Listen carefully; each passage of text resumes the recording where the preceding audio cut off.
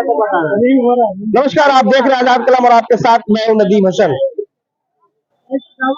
देखिए, बिहार में जो 4 सीटों पर उपचुनाव होना है, अब महज 2 दिनों का वक्त रह गया है। अभी अभी जस्ट जो है नेता प्रतिपक्ष तेजस्वी यादव यहाँ सभा को संबोधित कर रहे थे और जो उन्होंने अपने कमिटमेंट किया था और अपनी कमिटमेंट पर बिहार में जो 5 लाख रोजगार दिए, वो उन्होंने इस बात को भी यहाँ पे चर्चा किया। इमामगंज विधानसभा, जैसा कि आपको बता दूं कि रोशन मांझी जो है यहाँ उम्मीदवार है और उन्हीं के समर्थन के लिए यहाँ पर जो है सभा को संबोधित करते रहे थे। और उसके बाद वीआईपी के नेता मुकेश सहनी भी आए हुए थे और सब लोग यहाँ पर सभा को संबोधित कर रहे थे। बहुत कम वक्त रह गया है वोटिंग में, क्योंकि 13 तारीख को बिहार विधानसभा के 4 सीटों पर वोट होगी।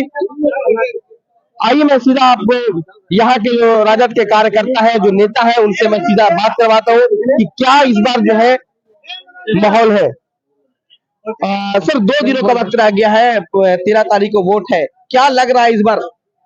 देखिए, मामला साफ है। जीतनराम मांझी हताश हो गए हैं। इस बार विधानसभा की जनता निश्चित जीतेगी, ठीक है ना, कहीं से संदेह नहीं है। रोशन मांझी इस बार चुनाव जीत रहे हैं।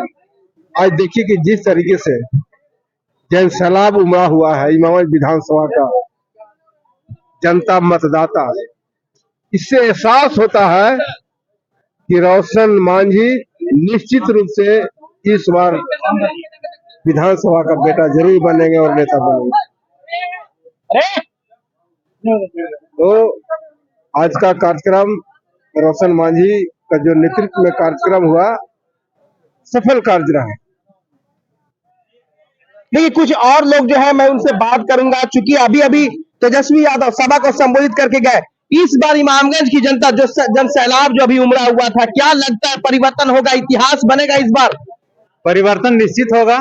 आप देख लीजिए कि आज का जो जन सवाल था, जितना लोग आए हुए थे, ये सब चहेता तेजस्वी जी का और जो प्रत्याशी यहाँ दिए हैं रोशन मांझी जी को, सब लोग अपने स्तर से गांव-गांव में जाकर सब लोग रोशन मांझी को लालटेन छापर दिलाने का काम करेंगे।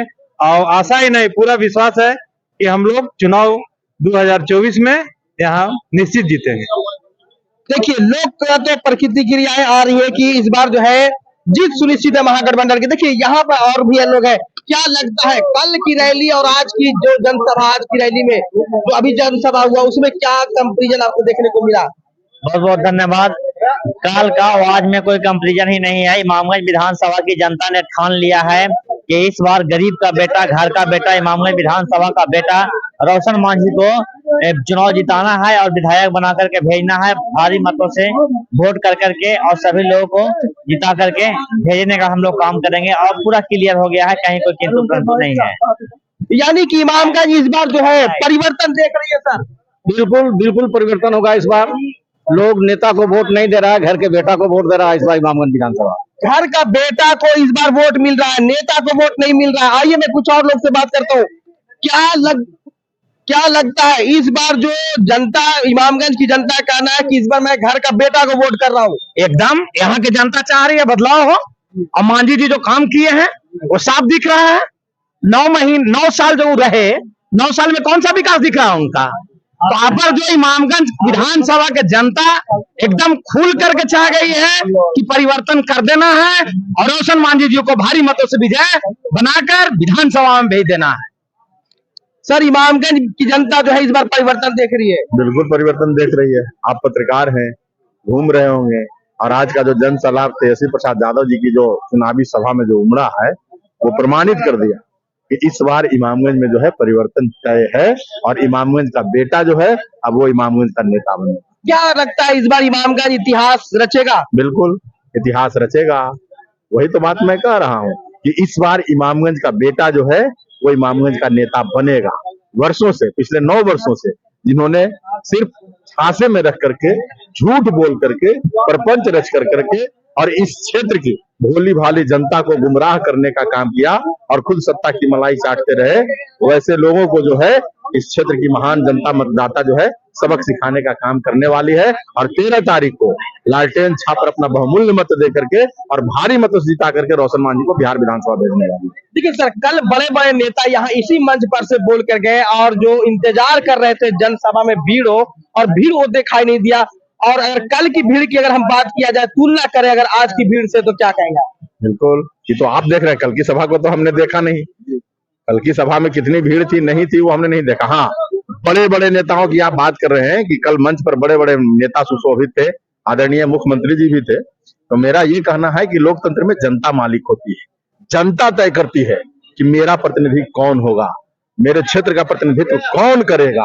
तो लोकतंत्र की जनता, मतदाता जो मालिक है, उसने अपनी उपस्थिति दर्ज करा करके कल के भीड़ में, जैसा कि आप कह रहे हैं, कल के भीड़ में और आज की भीड़ में अनुपातिक जो अंतर है, ये प्रमाणित कर दे रहा है कि इस क्षेत्र की मतदाता मालिक जो है, लोकतंत्र के जो मालिक है, उन्होंने तय करके रखा हुआ है कि इस बार इमामगंज क्षेत्र में बदलाव हो। कल तक नेता मंत्री विधायक फोन नहीं उठाते थे और आज नौबत आ गई कि डोर टू डोर जा रहे हैं। यही तो बदलाव की बयार है और यही तेजस्वी यादव की ललकार है। तेजस्वी यादव में आज का युवा अपना भविष्य देखता है। तेजस्वी यादव जी ने पिछले 17 महीने के कार्यकाल में लालू प्रसाद यादव जी ने सामाजिक न्याय करने का काम किया था, जिसको विरोधी लोग जो सत्ता में सेवा, जो सत्ता संसाधन में बैठ करके जो कभी नहीं चाहते थे कि समाज के बहुसंख्यक आबादी को, समाज के शोषित, दलित, पिछड़े, अल्पसंख्यक, जो समाज के अंतिम पायदान पर खड़े लोगों को उसका वाजिब हक अधिकार मिले, उसको सामाजिक न्याय दिलाने का काम आदरणीय लालू प्रसाद यादव जी ने किया था। और दूसरे फेज में दूसरी पीढ़ी की राजनीति का जब दौर आया तो श्री तेजस्वी प्रसाद यादव जी ने 17 महीने के महज कार्यकाल में और उप मुख्यमंत्री रहते हुए 5 लाख से अधिक लोगों को सरकारी नौकरी देकर के इस बिहार राज्य में साबित कर दिया कि बिहार के अगर सर्वांगीण विकास करना है तो इस बिहार की बागडोर को तेजस्वी यादव के हाथों में देनी होगी। और ये बात बखूबी बिहार की महान जनता जो है जानती है। और उसी का नमूना इस उपचुनाव में ही 2025 तो आने में भी बाकी है, इस उपचुनाव में ही इमामगंज की इस क्रांतिकारी धरा पर उसका नमूना आपके चैनल के माध्यम से न सिर्फ बिहार के बल्कि बिहार के बाहर के लोग भी देखेंगे कि बिहार में इस बार बदलाव की बयार जो है बह रही है। और तेजस्वी प्रसाद यादव के हाथों को मजबूत करने के लिए इस बिहार की महान जनता जो है तैयार है।